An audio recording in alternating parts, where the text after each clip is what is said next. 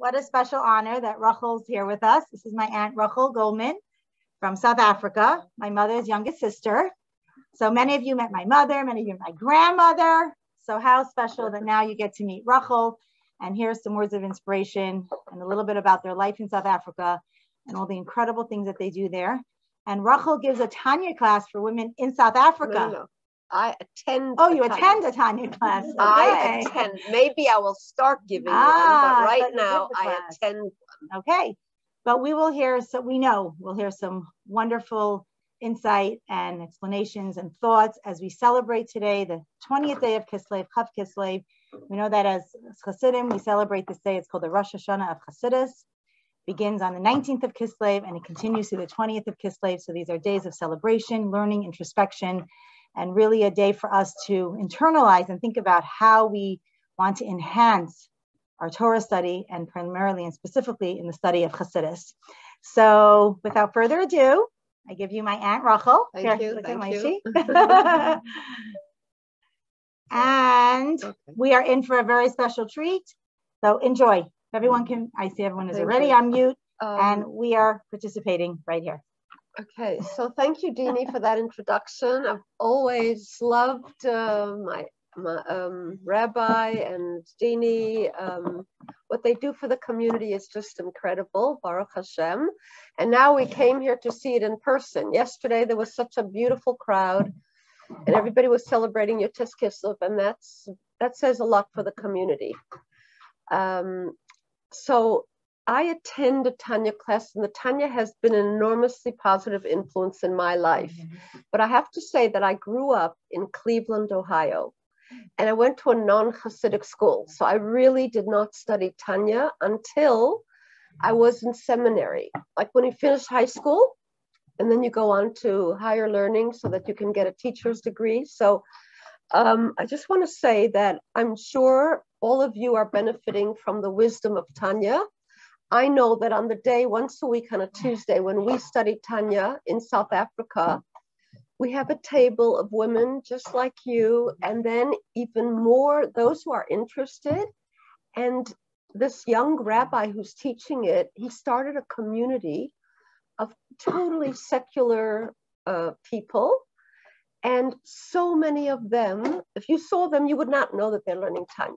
Like, I don't even know, most of them, keep something in their life, but Tanya has definitely changed their lives. And there's even some Rebbitzins who are not Chabad who come along because they're interested in Tanya. And this is definitely a sign of Mashiach's times. The whole world is going to gain from the wisdom of Tanya. Everybody's into these self-help books and understanding psychology, understanding the human brain, understanding our emotions. Like feelings is a big thing with raising children, right? So I really think that children at a much younger age should start learning Tanya. Because, and there is now in New York, they're producing books for children on like their level. Can we take 1 second? Shelley just said, what is the Tanya? Shelley is her first time at a Tanya class. Oh, I didn't realize. We'll just give a brief introduction. Okay. No, I'm so happy that you asked that question. It's the wisdom of the depth of Torah. Like the Torah has different levels of understanding, and there are 70 different interpretations. So you have the pshat, the simple, the remez, the hint story, and then the drush, many stories. Like anybody have a book called the Medrash Says, beautiful books. And then there's the Sod of Torah. Sod is the secret. So apparently this is the generation that's going to greet Mashiach. The Rebbe told us that we are the generation. So we need the tools.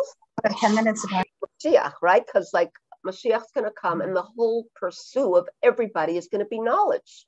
Everyone's going to want to know more. They say just as the water covers the ocean, that's how much everyone's going to want to know more about themselves, about their soul journey.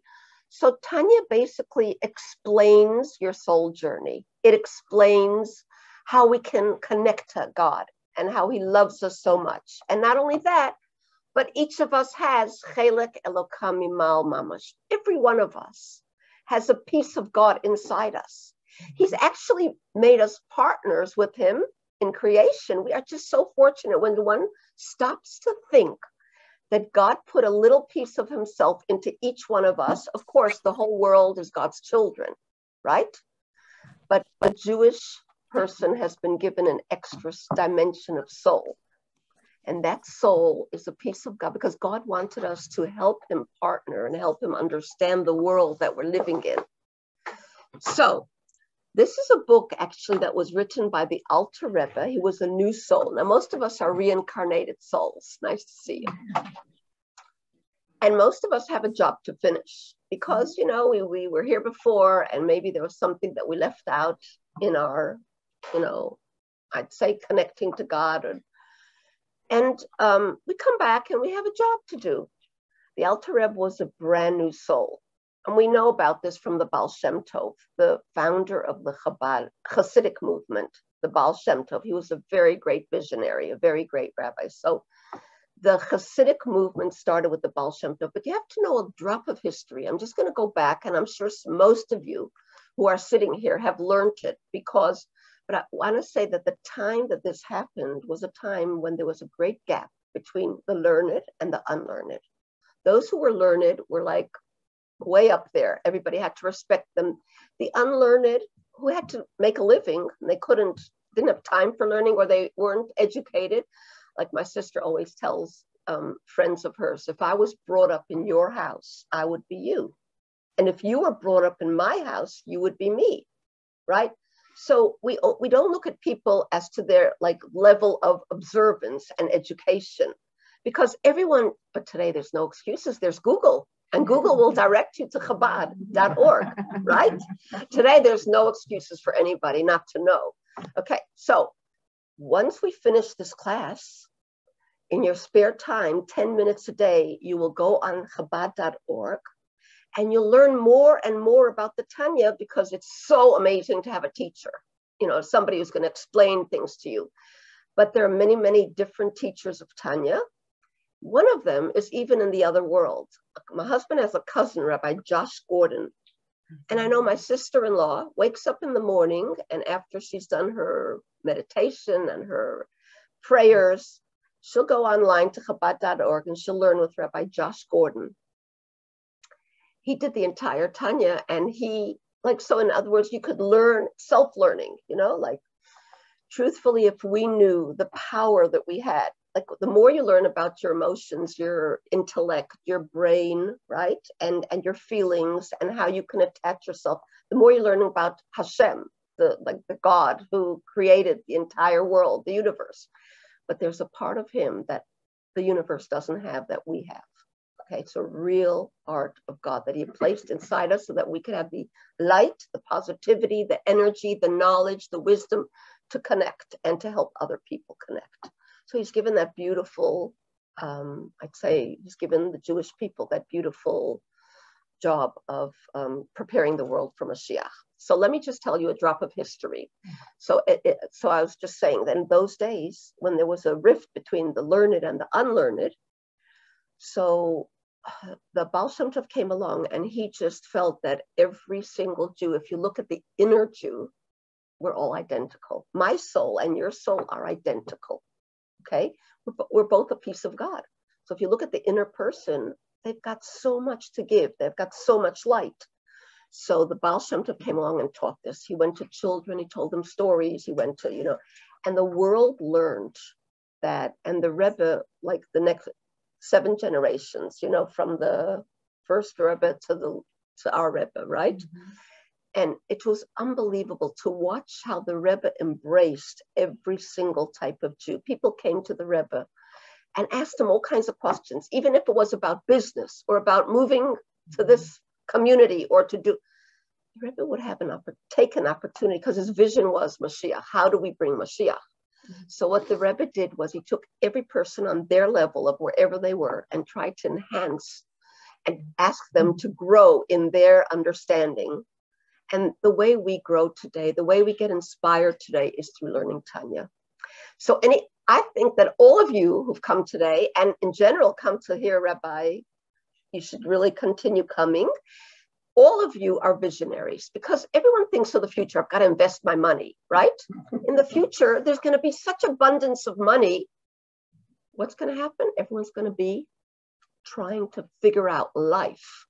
And all those who've learned Tanya are going to be in the forefront of teaching others about life.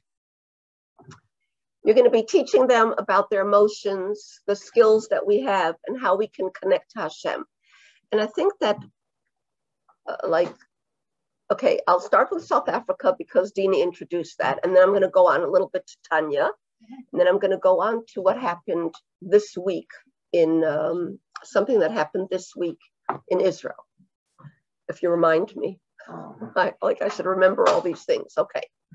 So I'm going to start with South Africa. We moved to South Africa in March 76, many, many years ago. It was 45 years ago. And we were a young couple. We thought, what are we going to do with our lives? We could just start a company. We could join a company. We could be the CEO of any company. Everybody could do business, work, whatever. And the Rebbe then was talking about his vision for the world. What was his vision? Bringing Mashiach, a time when the world will have peace and healing and everything positive and abundance. Nobody's going to have to worry. Can you imagine a time like that? A friend of mine just asked me the other day, how do you think of Mashiach every day? I said, put it at the top of your shopping list. Okay, but I do it because my Wi-Fi password is Mashiach. So everyone who walks into the house, first question, what's your Wi-Fi? I say, while you're busy with life, remember that if you pray for Mashiach, if you ask for Mashiach, if you want Mashiach, all your problems will be solved. So let's put it at the top of our list. And how do we do it? We start up our morning with meditating, with praying, with connecting. And that is a beautiful way. But then to get the inspiration, one has to study, one has to learn. And today it is so simple. Years ago, I mean, like when I was growing up in high school, there weren't English books. I had to know Hebrew to do it. There weren't so many English books.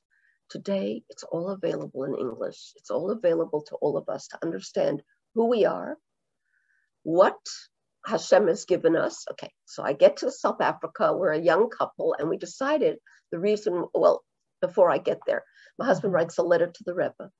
And in this letter, he had an offer for St. Louis. He had an offer for California. And last minute, he wrote in, somebody was prodding him, please, won't you ask the Rebbe about Johannesburg? And he wrote in Johannesburg, and the Rebbe underlined Johannesburg. So we were very lucky because we knew that our soul mission was there. Now, when I came, it was dark Africa. I was very naive, but a lot of faith. And the Rebbe, by the way, asked my husband, is your wife in agreement? The Rebbe always thought of the women, and is your wife in agreement? And of course, going to an adventurous place. Now, I didn't realize it was dark Africa in those days. We left the family. We didn't know anybody there except for one or two people who asked us to come. So we were the second shluchim there. And it was during the apartheid days. And I don't really want to talk much about it, but I do want to say that President Mandela was a good friend. We knew him. First, he was 27 years in jail. And this was my sign of Mashiach's times. The Rebbe kept predicting Mashiach is coming. 27 years in jail. And then he comes out and he says, we're going to do this peacefully. We're going to appreciate the good in everything of the process. And so many Jews helped him. Jews helped him become a lawyer. He was studying while he was in jail, whatever. And he becomes the president, right? So he's walking down the road one day and he meets my children. And he's walking like a Zeta, holding their hands and talking to them. What's your name? And my one son said, my name is Yisrael. So my husband explained Israel. He says, that is the most wonderful place. I wish that I would go there. And the late chief rabbi took him there. And he was very fond of Israel. Okay. There are issues today with his government and lots of people. And I'm going to explain one of that. If we have time. How much time do we have? If we have time, we'll explain. Okay. So basically, I'll explain why the government thinks this way. So basically, we arrive and in the parks, whites only. In wherever you go, it was there's such a division between. Okay, but you have to know that many, many Jewish people thought that there was going to be a revolution. And when we arrive in 76, plane loads of people are leaving. And you know what they say to us? You're crazy. You're crazy. You're coming to a time bomb. And you know what? It was very interesting. Like Hashem, I don't worry, because my daughter has a wonderful saying, let go and let God. There's certain things you cannot take care of. Why must you worry about what the headlines say? Why must you worry about what other people are doing? Because you know what? At the end of the day, Hashem's taking care of it. It's like going on a train and you're holding onto your packages, but the train is actually carrying your packages anyway. You want to hold on to these things? You don't have to hold on to them, right? So at the end of the day, Baruch Hashem, like things change. Things are slowly changing. Let's fast forward 45 years later, Baruch Hashem. So we have a beautiful school of 600 children. But the leaders of the community wrote a letter to the Rebbe to say, you've sent these people here, and we have 2 beautiful schools, and they're good schools for Jewish children, but they're not for our Chabad children. And we were wondering, where are we going to send our kids? And you know what? The Rebbe answered them the most beautiful letter, because they asked, why are they building another school? And the Rebbe said, if you are leaders in the community, you should see to it that the community grows and that you build more and more, and you give education to lots of children. And you know, the Rebbe's view of life was so amazingly positive. You know that book, Positivity Bias. If anyone doesn't have it, read it again and again and again. Because in every negative situation, all you see is positive. So basically, my friends, okay, I have a very good friend, like my sister, because I don't have sisters there, so I had to adopt some sisters. So my friend is like my sister. She's the only one in her family. They were from a, Reform background, but her mother did not know any thing about Yiddishkeit, so she couldn't teach her. So the other shliach made a sheva brachas for her. I mean, she came in tight jeans. Her husband came down. They thought it's like a tea party. But today her grandchildren are going to yeshivas. Her children and grandchildren have embraced Yiddishkeit. Not only her, but hundreds of families like her. So we actually see miracles flying all the time. She's the only one in her family. But because she took on and embraced Yiddishkeit, it's like all of us who take on learning Tanya, learning Torah, we can see the blessings that it does for the future. It's for us to understand and to connect, but it's also a great blessing for the future, because the nachas that she has now, because she took on Yiddishkeit, and her children and her grandchildren are all amazing. So there's hundreds and hundreds of families like this. And I've watched through the years, because I used to have a class. I didn't have a Tanya class, which I should have had. And I'm hopefully going to start one. But because I had needed to learn Tanya myself. And you know what I find? I find that with every teacher that you learn Tanya, and with every time that you open up a book of Tanya, new wisdom, new understanding. But it's not understanding only of the world. It's understanding your own brain, your own self. Now, for many years, I ran an organization, and I told Dina, I only started when I was about 46, 47, I only started running this organization. The reason I started an organization called WOW, Women of the World. The reason I started this is because I wanted international speakers. I wanted Chabad speakers to come out and impress and inspire women. So my 3 mission statements were nurturing women, funding education. Every school needs money. Every Chabad house needs money. Do you know what I mean? And I wanted to make people aware the only money you keep is the money you give away for tzedakah. That's the only money you keep at the end of the day. So one doesn't know from one day to the next. Like I know people who've could have given a lot of money, but they lost a lot of money and they can't give it anymore. I'm like, well, you could have been like a room, like a library. You could have been a shul. You could have been so many different things. You could have brought so many blessings, because basically all by giving, and Tanya talks a lot about tzedakah, by giving, we open up channels of blessings that are waiting there.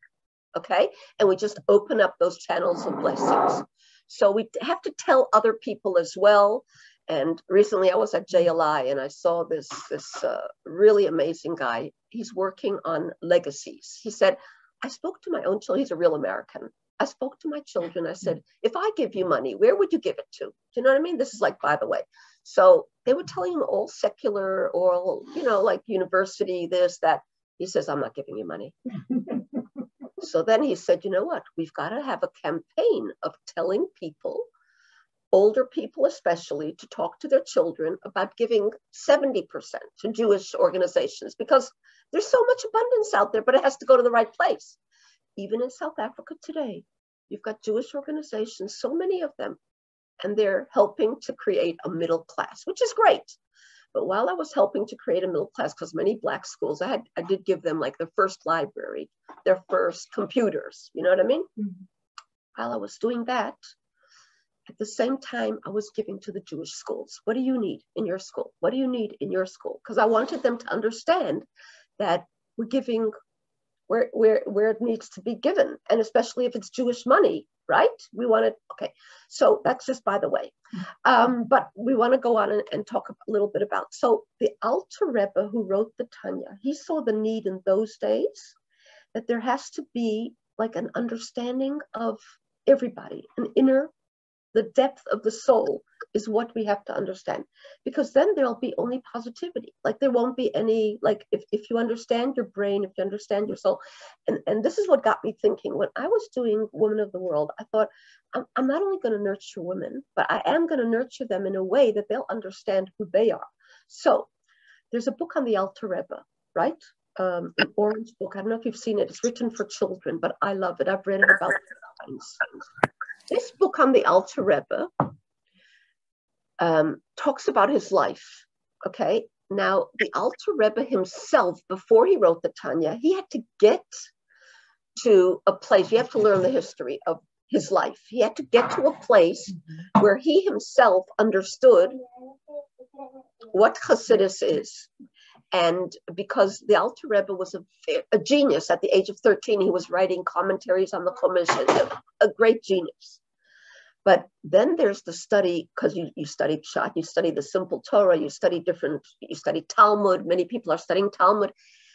But there's a very big difference in studying Hasidus and specifically in studying Tanya. So just like my brother started a website called Chabad.org. You know that website, Chabad.org? He passed away at the age of 44. It was my brother's vision. When he said to me and my husband, he said, put your sermons on the internet. I'm like, what's the internet? What's a computer? I didn't know what he was talking about. Mm-hmm. And look, 20 years later, everybody knows about it. Do you understand what I'm trying to say? Mm-hmm. So like, you think that I'm talking about something that's going to happen in 20 years' time? No. 5 years later, everyone knew what a computer was. But when he was talking about it, we didn't know what he was talking about. And it was in the 80s, we're going way back, okay? So my point is that we have to embrace, when I say you're visionaries, because you're thinking of the future. In the future, the book that everyone's going to be studying is the Tanya. And just like computers now, nobody can live without them, right? The same way, nobody's going to be able to live without Tanya. Understanding who we are, where we come from, our soul journey, understanding life, understanding how we can connect. And every single day, once a week when I go to a Tanya class, it just inspires me, not just for that day, but for the entire week. It's like I can't not go to a Tanya class, and thank God for Zoom, right? Because today, we can listen to Tanya, we can learn Tanya, and we must try, even though you've got a teacher, Rebbe Moshe, try and prepare yourself, motivate yourself, inspire yourself, read up about what you're going to be learning today. There's so many different avenues. Do you know what I mean? There's so many different places. One can read the Hebrew English. One can prepare oneself. Don't just come here and wait for the teacher to tell you everything that he knows about Tanya. We have to be self-motivated. And not only that, bring one more person to the class. Because we can't just sit back and say, okay, I've got the knowledge. I've got the knowledge and I'm really happy with what I'm learning and I'm, getting inspired.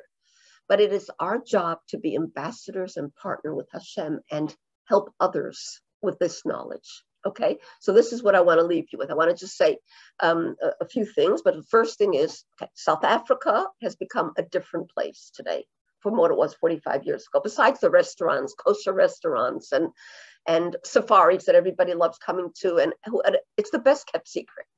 So what I want to say is that from growing up Chabad, learning Tanya. Thank God I have 6 children in South Africa, and 4 of them live in Cape Town, and 3 of them are running communities. So I'm just going to briefly tell you about them because Cape Town is 30 years behind Johannesburg. They don't like to hear this, but as far as loving Yiddishkeit and loving learning, they're just beginning, not, a few years back. So my children are in a new area called Bloberg, where they didn't know, nobody knew that there were Jews there. Nobody knew that there were Jews in that area. But then the late chief rabbi found out that there's hundreds of Jews living there, and they have no rabbi and they have no shul. So he said only a young Chabad couple could come to a place like this and make it happen. Wow. This Simchas Torah, we were able to be there. And if I tell you, besides a school that my daughter started, preschool and an elementary school, okay, we saw close to 400 people in shul. South Africans are shul goers. They loved their shul, okay? They feel like it's connecting, and they love, community. Now, these people did not have a community because every person my daughter asked, they said, we don't know any other Jews. And eventually, nobody knew each other in that community. But eventually, and now it's spreading further and further and further. Baruch Hashem, this community during COVID especially, they were sending food every Shabbos to every family. If you can afford, pay a little bit, but if not, it's all being sponsored. You know how it's being sponsored, right? Mm-hmm. The Chabad rabbi is collecting money to sponsor, but every single Shabbos he wanted people to have. So how did they start? In the challah bags, in the supermarket. They wrote a little note, we're starting at the Dolphin Beach Hotel. And people came off the beach, and my daughter put a pashmina around them. They said, there's a shul here? Israelis were there learning how to surf. All kinds of people. Today, they're all part of the community. The chairman of the shul never stepped into a shul in his life. And now he's the chairman of their shul, and they send their kids there. So my point is that watching, we were recently in Atlanta, Chicago, Kansas City, watching the growth around the world. It can only be inspiration through teaching Tanya.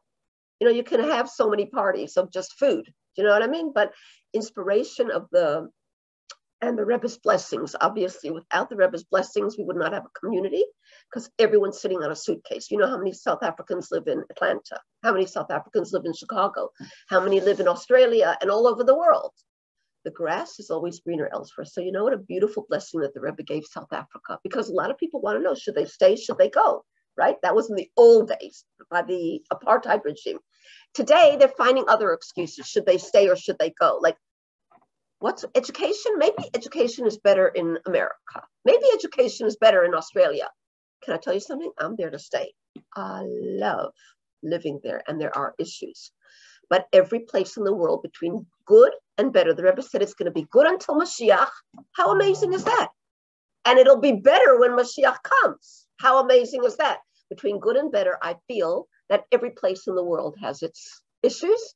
And, if we know that we have our soul mission there and we're going to stay there. So even though my husband's transitioning, if you want to watch on YouTube, historic transition, my husband just trained another rabbi for 14 years, and he's a Chabad young rabbi, and he's taken over, and we're not closing any old chapters. There's still somebody who wants him to do a bar mitzvah or a wedding. We'll still do that. We're still living there, but we've opened up new chapters. We can travel, we can speak to the world, he can write, he can do things. And now my new chapter is, I'm going to start teaching Tanya. Yeah, that's my new chapter. And we're going to put together, because if I tell you, anybody who I meet whose name is Tanya, I'm like, you are the luckiest person. You are good. But they say, why? What do you think they know what a Tanya is? Do you know what I'm trying to say? So we've got to educate the world, not only educate ourselves, but the world as well. Okay, so the Tanya is the Altar Rebbe was jailed for writing the Tanya. And I have to just stop and tell you an amazing story. How many of you know the story of Vorleah? I'm going to do it very quickly. Mm-hmm. The Altar Rebbe was giving the world secrets of the Torah, knowledge that you don't even have them in all the self-help books and all the psychology books. It's philosophy, it's psychology, it's everything you want to know about life. So the Altar Rebbe was writing, and suddenly he realized, he was a visionary and he had Ruach HaKodesh. Ruach HaKodesh means that he could see into the future and you could see what's happening in the other worlds. Okay, that's a great person. They say there's a Moses in every generation. The Altar Rebbe was the Moses of that generation. And Moses could see what was happening up in Shemayim. And you know what's interesting? The Tanya teaches us how things that are happening down here are influenced by what's going on up there. But the good news is we have the power to change it. When you meditate in the morning, when you pray in the morning, when you learn Tanya, you can bring energy of godliness into this world in such a way that this world is a different place. Every one of us can bring energy and light and positivity. And basically, what are we here for? To make God comfortable. He could have had only his soul, but he wanted his people. And he wanted people who would deny God. Because when they change and they learn Tanya and they understand Hashem and they understand who he is and how great he is and how he wants us to partner with him and be his ambassadors for light in this world, wow, that's amazing. Do you understand? Yeah. And you get a lot of it's a big thing to go to therapy today. And I think if people need it, they should. But Tanya's therapy. Okay. Tanya teaches us how great we are. And one great rabbi said, how could he put such a great God into such a small book? Okay. Because basically it's understanding God. Like, you want to understand God? Learn Tanya. You want to understand yourself? Learn Tanya. Okay. Can you spell it for me? Tanya in English. Okay. Tan. It just as it sounds. Tanya. Okay. Many girls have the name Tanya. Yeah, right. Just as it sounds. And then once you look into it and you get self-motivated and you read about it, you'll want to share it with the world. Okay. So where was I up to? You wanted to share the story of Dvorah Leah. Oh, the story. Thank you. Don't worry. The story of Dvorah Leah is that the daughter. Sorry, thank you. She's following. She's very good. The story of Dvorah Leah is that basically she was the daughter of the Altar Rebbe, and she was a very great woman. All of us are great women. Every one of us has the power to bless and the power to do and the power. And I want to tell you something. She sensed, or she had a dream that her father was going, that everybody could see the mood of the Altar Rebbe one day. And he was like, and she sensed that something really like bad is going to happen. So she went to 3 rabbis and she said, please, I want you to just say yes to my request. What was her request? She was married. She had a little boy of 2.5. And they thought, well, it's the Altar Rebbe's daughter. What could she already be asking us? It must be something and we could see that the mood, maybe she knows something that we don't know. And they said yes. And you know what she asked? I want to die instead of my father. My father has so much to give to the world. My father, the Altar Rebbe, wrote the Shulchan Aruch, the Code of Jewish Law. He had so much more that he was going to give to the world. I want to be the one to die instead of my father. And her father heard this, and he went, it was just before around Rosh Hashanah, because she passed away in some Gedalia. 3 days later, she passed away. Okay, she went to the grave. And so in other words, what I'm trying to say to you and why I love to include this story is for one reason. This woman had such sacrifice. She went to her father and she said, all I'm asking of you is to raise my child and teach him. And for 25 more years, he was the next Rebbe. Okay, Tzemach Tzedek, the Altar Rebbe, the Mittler Rebbe, and then the Tzemach Tzedek. He was, after the Altar Rebbe was the Mittler Rebbe, and then the Tzemach Tzedek. But why am I saying this? Because the power, the power that every woman has. Okay, now it's a sacrifice. No, not just the power, but the sacrifice that she did for Tanya. I mean, we should be on fire to teach other people, because here's a woman who gave her life and gave away her child to be raised by somebody else. Okay, it was raised by a great rabbi, but the point is that why did this happen? Because there was something going on in heavens. What was going on in heavens? They said until now the Baal Shem Tov, he gave bite-sized ideas to different people, but the Altar Rebbe put this in a book. the whole world's going to change. When people study this book, they're going to get so inspired, it's going to bring Mashiach. So up there, Satan and some of the other angels were saying, this is going to happen too quickly. Like, everyone's going to learn this book that the Altar Rebbe wrote. It's the secrets of Torah. Only the mystics used to study it. And suddenly, this book is out for the world. So that's the point. The point is that we are so fortunate that we are able to learn Tanya and that it's out there in the world, but there was a sacrifice. And there were many sacrifices for it. The Altar Rebbe was jailed. His daughter passed away. And it's, you know what for? It's for us, for this generation who's going to greet Mashiach. So we have to like work a little bit harder, not sit back and say, oh, it's another day. Oh, it's my Tanya class today. No, every day of the week, we should take 10 minutes. I feel we should take 10 minutes a day, inspire ourselves so that we can inspire other people. Okay, that was my one daughter running 3 schools in Cape Town. We're going back and forth. We're jumping a little bit, but my other daughter is doing a fashion and modesty business. Do you know how great, because it's before Mashiach, everyone's going to be into this. Modesty and fashion. Yes. So she's a Rebbetzin of a shul, the oldest shul in South Africa, 180 years old, garden shul, beautiful, beautiful synagogue. When she came there, she said, Ma, I don't know what I'm doing here.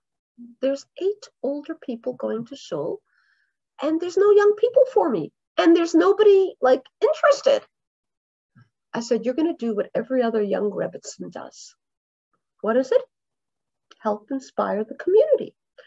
Today, on a Friday night, they could have between 500 people coming to shul, young couples, students, all kinds of people. My son-in-law likes to say Friday Night Live, Shabbos morning dead. You know, because here everybody comes to shul on Shabbos morning. But he's creating programs and he's getting people, but he had to work very hard to be creative. Like, what did he do? Friday Night Live, sushi and scotch, or different things. And of course, everybody comes for the food and they meet the rabbi and they love coming to shul. And now years later, she's there about 13 years. And now years later, once a year, they have something called the Shabbos Project. You know what they do? So many people became Shomer Shabbos. They move into hotels. They want to be part of the Shabbos Project. They move into hotels, or they come to her house and they sleep over, and they sleep over at some of the other people's houses who became Shomer Shabbos. And they have a beautiful Shabbos Project, and they can watch every year how it's growing and growing. And that's what we love. Yeah. Okay. Her advert for her is, you can go online and watch it. Sarah Feldman, Sarah, sarahfeldman.co for company.za, that's South Africa. And you know what's nice? Because when you can watch a Rebbetzin who's teaching brides, right? And she's teaching bat mitzvah girls, and she's running a modesty and fashion company.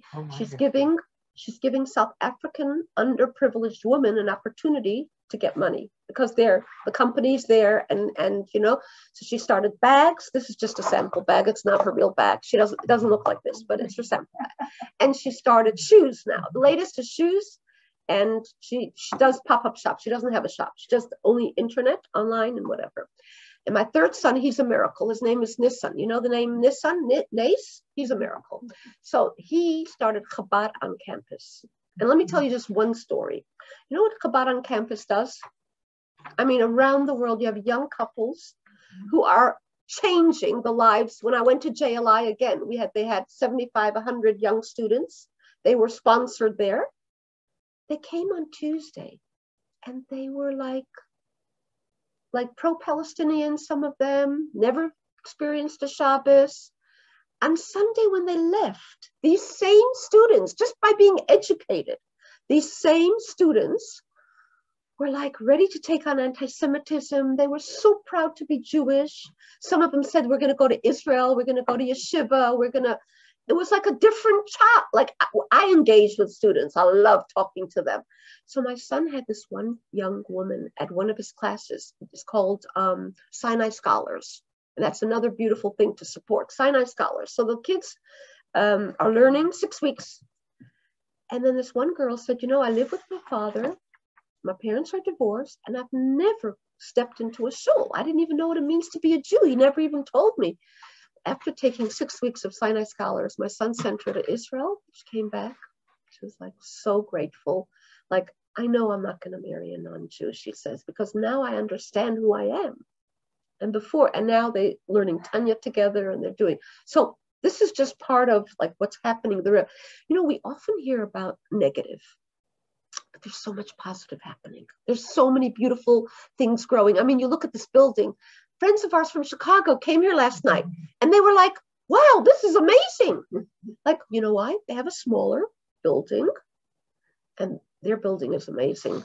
And the reason I'm saying this is because one of the guys who came here last night when he started becoming frum, he walked an hour and a half to the Chabad shul every Shabbos with his, and before he started becoming frum, he helped build the conservative shul. And guess what? It became up for sale. He's the one who helped finance and build it. So you know what he did? 2 doors away from his house. He had to stop walking an hour and a half.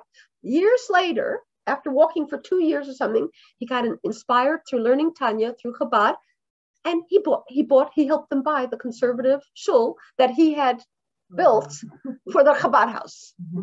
Okay, but now they have to add on and add on and add on. You know what I mean? When he sees a place like this, it inspires him to say, whoa, you have so many rooms. You've got a preschool. You've got this happening. Do you understand? So this is very inspirational for everybody, but they're doing a great job. The Moskowitzes are there and they're doing a wonderful, wonderful job with their community.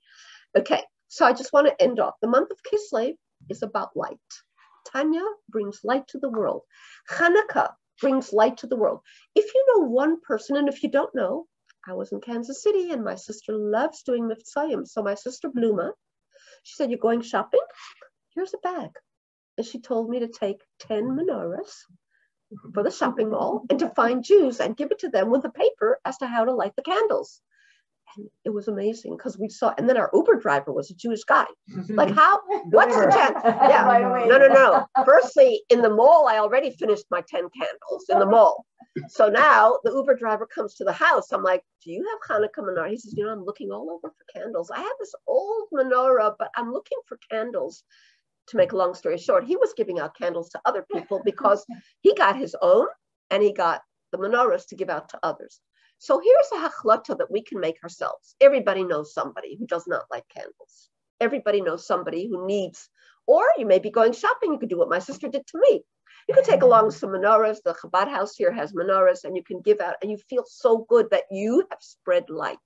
You have given someone else an opportunity to spread light. So the month of Kislev, I'm going to end by telling us that though we think we live in a very dark world, right? Darkness was never something that we allowed to wrestle with.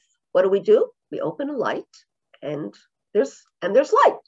So each of us, this is the brother, I know there's a young boy that passed away, very sad, 26 years old in Israel, 2 days ago, a terror attack. Right. And now we know his family, we know his, okay. So what I want to say is his brother got up like a chassid and he spoke so positively at his funeral. He said, this is not a time to be sad. This is a time for action. What are we going to do? Are we going to make our lives better? Are we going to make the world a kinder place? The world seems sophisticated, but it's really complex. Okay, it's really complex because, George Bush, after 9/11, he said, you are with us or you are against us. In the world today, you know what happened on the media when he passed away in South Africa? It was like the saddest thing. And this is what the rabbi who teaches us Tanya was talking about in the beginning of his Tanya class. He said, everybody's placed in boxes. In the political world, you're this or you're that, right? Sometimes in the Jewish world, you're like the fanatic and we are like everybody puts other people in boxes. Tanya and Hasidus has come along and taught us that we can't do that. Look at the inner person. We are all identical. In the inner soul, which shines out, we are all identical. Tanya teaches us to look deeper. When Mashiach comes, you know what? The world's not changing so much except for our perception, the depth. We're going to look at this table. We're not just going to see the wood, but we're going to see the animating energy of God that is making this wood sustainable and into a table. So a carpenter takes wood and he brings it here and he can walk away. But Hashem is here every moment of the day, keeping this wood alive. And every moment he's recreating the world. And so we learn that we have to look with depth. What's going to change when Mashiach comes? When Mashiach comes, everyone's going to look deeper. They're going to see the energy of Hashem. The non-Jews are going to look at the Jews and they're going to say, wow, You guys are special. What are they saying now? Who cares? Doesn't matter what they say. It matters what we do and what we learn and how much we know. So everyone's got to up that. Okay, if you go to one Tanya class, great. Like, do something, get someone else to go. Do you know what I mean? And those are the kind of things that we have to. So our job is to clarify to the world this strange world that we live in, but we do call it a garden. You know, the Rebbe has a whole mimer and he calls it the garden. When I was asked, like, you know, like everybody thinks we're living in an African jungle, and I look at it as a garden. It's the most beautiful garden. There's just a lot of plowing and a lot of planting. What happens to a garden when you just leave it, right? So we have to, through our learning, through our studying, we have to try. So basically what happened was, the minute it was posted that this guy, this young boy was murdered by Hamas, and South African government is not pro-Israel. You know why? Because the last government, Israel, helped them. Okay, there was like, you know, there was a very good relations between Israel. So now they're very pro-Palestinian. So there was no depth, no thought, no clarity, but the first thing that they said was, oh, he must have been an Afrikaans guy who moved to Israel and is helping the apartheid state. And not one person wrote, that's wrong. Not one person answered. Do you know what I mean? In other words, people, they look superficially. No, he happened to be a young boy who had the courage to go to the army. Do you know what I mean? But how are they looking at it? Again, you're in a box. And it's so sad. And that's what we have to work on. We can change the world. We can change the reality. Not only is there an influence down here from up there, but there's a great influence from down here by our mitzvahs, by our actions, by our positive thinking, by the things that we do to connect to Hashem. Hashem wants us to connect. He has many ways that we can connect. Mitzvot. The word is connection.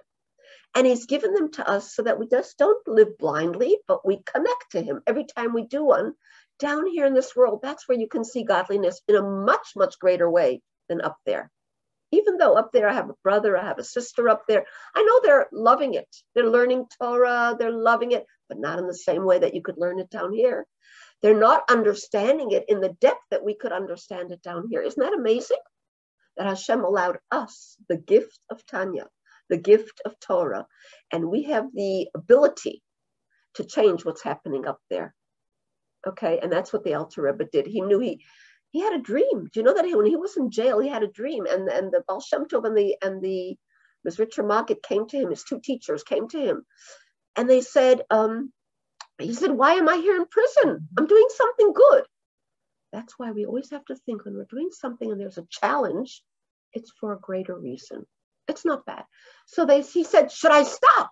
And they said, "No. I want you to know that there's something happening up in heaven, but you're going to win. And when you win, Chassidus is going to go out into the world in a greater way, and it's going to help Mashiach come." So he said, "Okay, now I understand."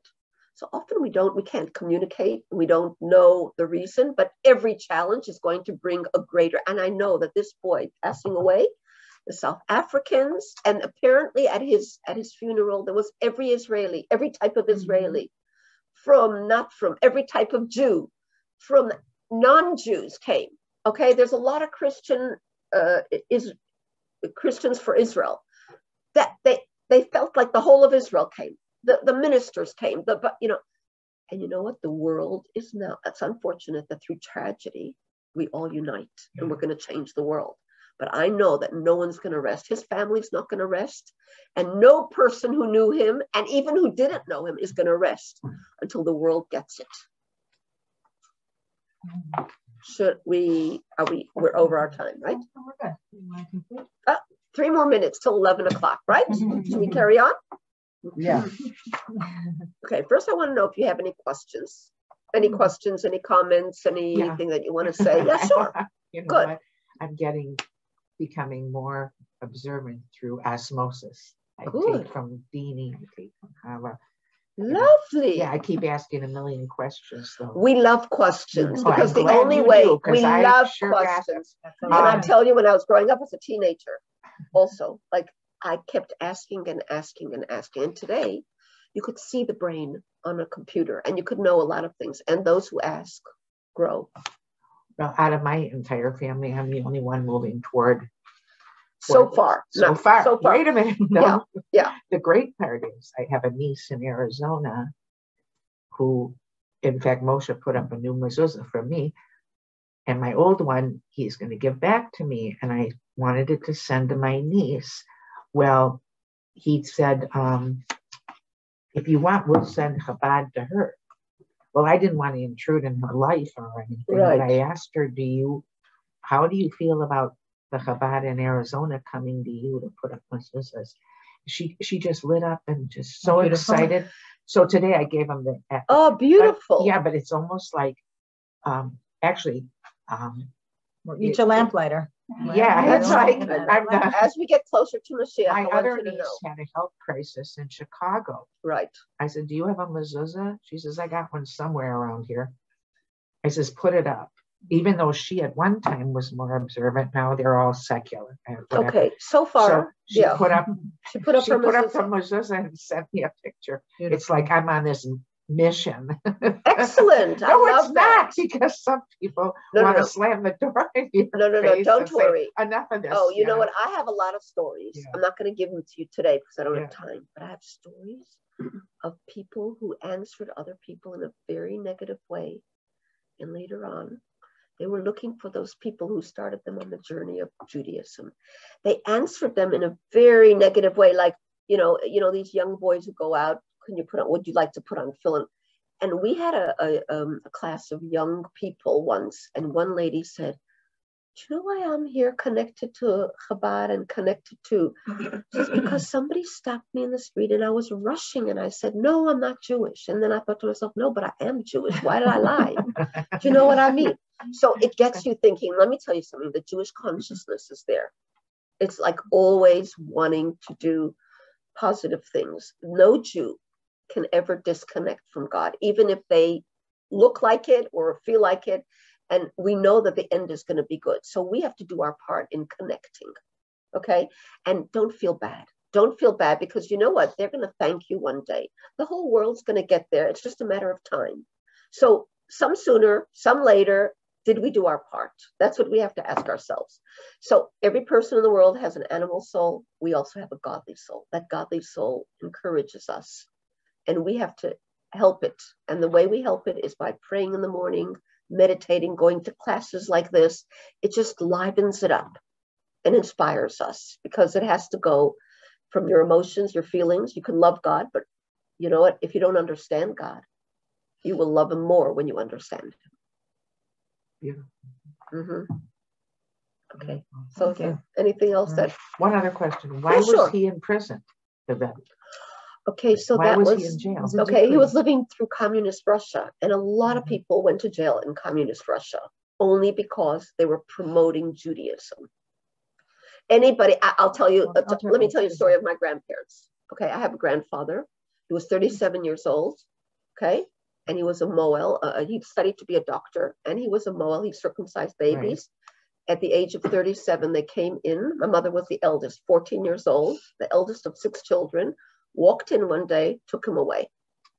And then she went to say, where's my husband? They said, if you come back, we're going to shoot him. And when I was in high school, my grandmother was an aguna, a woman who doesn't know if her husband's alive or not. And she said to her kids, let's dance. Hashem's going to take care of us, because he left money for a widow. Yeah. And he said, give this money. And they had no money themselves.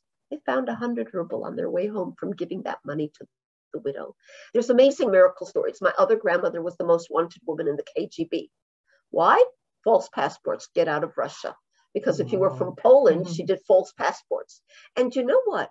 She evaded the police many times, but we had cousins who worked in the Kremlin, and they would come and say, they would come and tell her who's next on the list for them to search.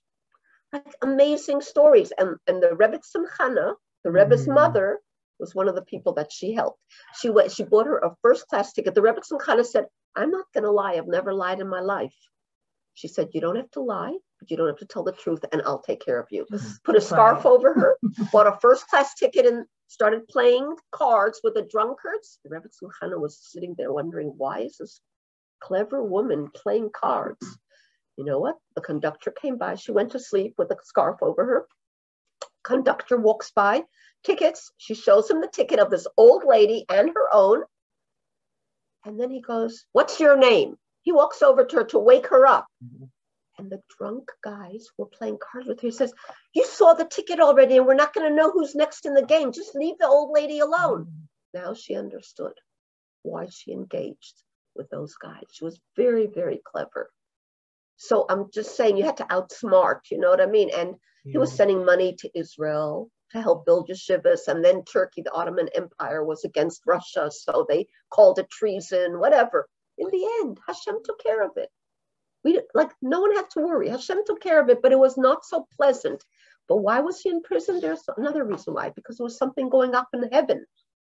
In heaven, they were saying, this can't go out to the world. Do you understand? And that's why he was in prison. But so whenever something happens, there's much more to the story. That's what I'm trying to say to you. Yeah, that is true. So first of all, thank you so much. So nice to see everyone here still and everyone in the room. Rochel, thank you. It was really beautiful. There's and I think that there's so much, and we'll have to, this is to be continued. How's that? This is just the tip of the iceberg. There's a lot of food for thought here, right? We have a lot to go home with, but what I think one of the beautiful points that you made, and I actually saw this firsthand, is the idea how the world gets transformed, right? Like South Africa, when you came, people were like, why are people coming? And the Rebbe gave blessings like, stay, it's going to be good till Mashiach. I mean, Shelley, you know, you're saying how you're helping your family, your nieces get mezuzahs and put them up. We each have a mission to do. But what's fascinating is we see how the truth prevails. The truth prevails in everything that happens. And the same with the Altar Rebbe. There were slanderous attacks against him. And of course, the truth prevailed. And we saw this actually firsthand. 6 years ago, our family took a trip to Russia. I went with my parents and my siblings back to their roots, where my father was born in Leningrad, now St. Petersburg, and he wanted to go back. And what was fascinating is we went on that trip to the Peter Paul Fortress, which is actually the place where the Altar Rebbe was imprisoned. And there's many fascinating, miraculous stories of what happened while he was in prison. But one specific thing that we noticed, which was so remarkable, is, I mean, he was arrested, and he was actually arrested as a terrible criminal. Once he came to the prison, they realized that they were dealing with a great rabbi, a great sage. He was no criminal. And they completely changed their tactics in how they dealt with him, and they gave him tremendous respect. And today, it's a museum. And what do they have? They actually made a wax museum there. And one of the wax figures is of the Altar Rebbe. I mean, here they brought him in officially as a prisoner, as a political prisoner. But when he left with great honor. It says that the Tsar himself came to visit with the Altar Rebbe, recognizing what a great sage they had, what a great tzaddik. And how, of course, the Jews, we're still going through difficult times. Is dead and Judaism is alive. You know, communism is dead, Judaism is alive. Exactly. So, and here we are to tell the tale. Exactly. So that's the beauty. And for us, though, to recognize the good, and like as Rochel had mentioned several times, the value and the good and the inspiration, and just Tanya opens our eyes to how we should live a very happy, successful, and productive life.